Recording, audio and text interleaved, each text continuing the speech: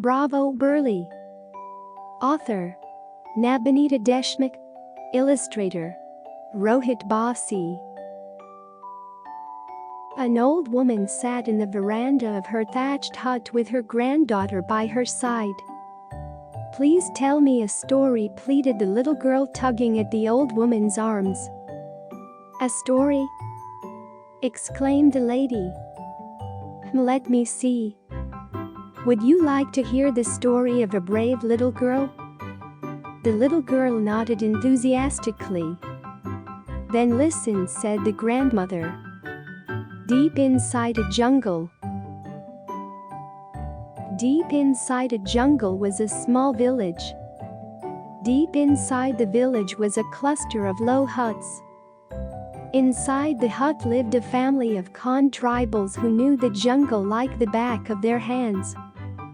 Each zigzag path, each large sal and mohua tree, each pug mark of the mongoose and the tiger, oh yes, they knew it all and much, much more. Berlamundi was a little tribal girl who woke up early every morning. She took her bath in the stream close to her hut and helped her mother cook mandu jiao, a porridge made of ragi and rice. Yummy! Berlamundi would lick her bowl clean and then help her mother wash the dishes in the stream. The doors would then be bolted, and all the women would gather and climb up a hill near the jungle to collect firewood, roots and fruits for their supper. The path was steep and long, but Berlamundi was a strong girl, agile as a monkey and swift as a hare. Meanwhile, a few young men of the village along with Berlamundi's father and two elder brothers would go into the jungle to hunt. The others would make their way to the fields to plow. "When will I have my nose and ears pierced like yours and apply black paint on my face?" Berlamundi asked her mother one day, staring at her tattoos and her ornaments made of beads. "Oh," Burli sighed her mother, "it's a long way off. You'll wear ornaments when you are much older, not before that. And I will not let you pierce your face with needles to make black lines on your cheeks." Berlamundi sulked. Growing up seemed very far away, but now it was time to play. Little Burli looked around. It was summer. The streams were drying up, but the mango trees were heavy with fruits green, yellowish orange and red. The little girl climbed up a tree and quickly hid herself in the foliage. "Aya, guess where I am?" she cried out to her mother. Pramsila Majhi, Berlamundi's mother, pretended to look for her daughter and shouted, "Oh no! I cannot find my daughter. Maybe a tree spirit has carried her away. I'll have to call Johnny, the medicine man, to get her back." Spirits who whisked children away and spread misfortune were feared by all Adivasis. "Here I am, Aya!" cried Berlamundi nervously, and she quickly jumped down from the tree with a mango in her hand. The women laughed.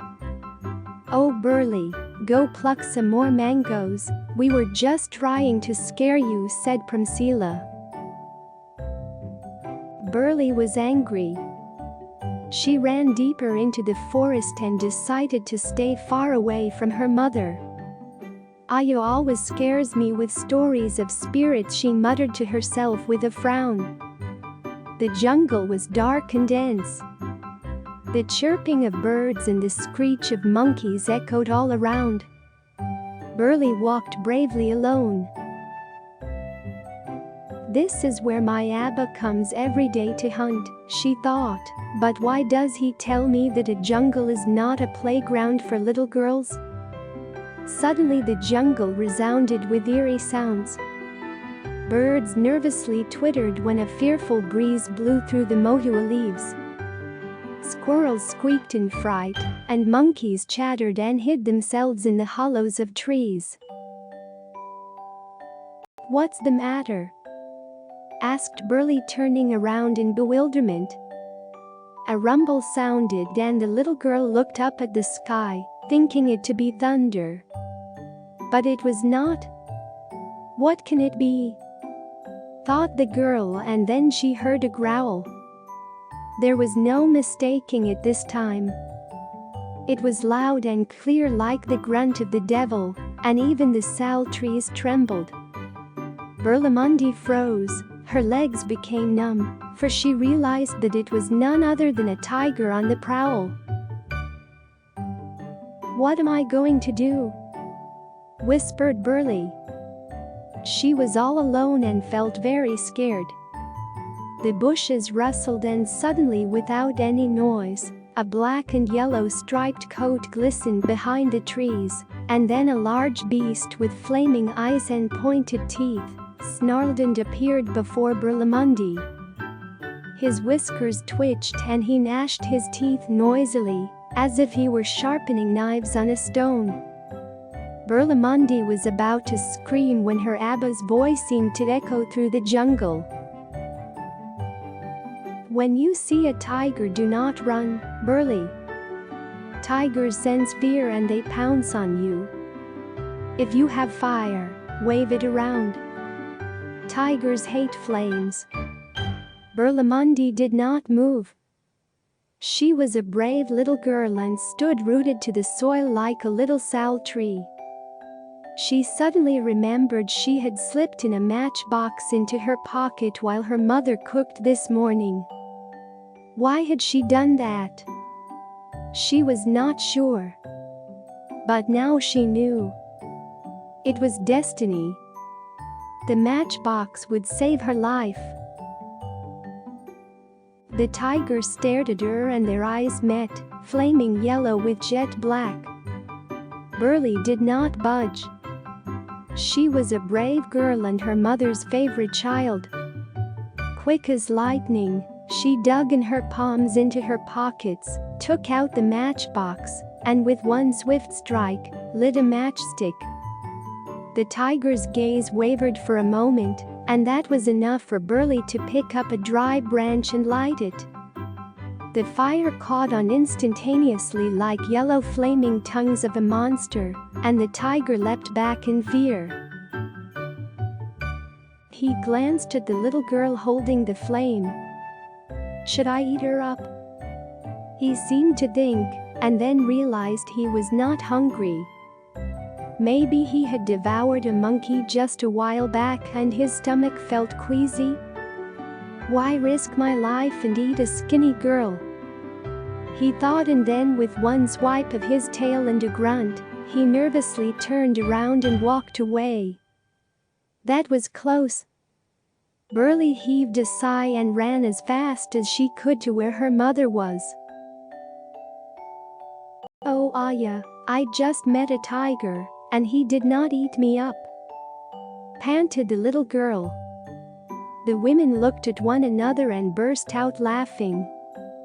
"You are such a sweet little girl, Burli. Why would a tiger not eat you up?"